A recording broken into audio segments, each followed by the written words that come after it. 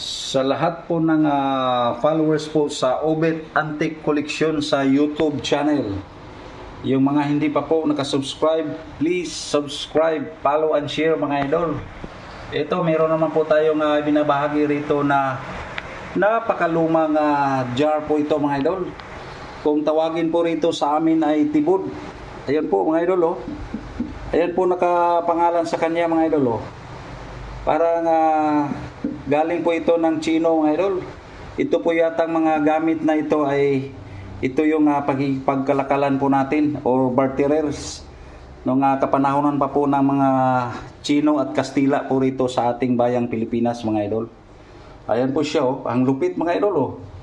Kaya tumatatag po yan ng mga ilang taon mga idol. Gawa ng napaka matibay na ginamit na clay po rito. So sana nag-enjoy po kayo. Don't forget to subscribe.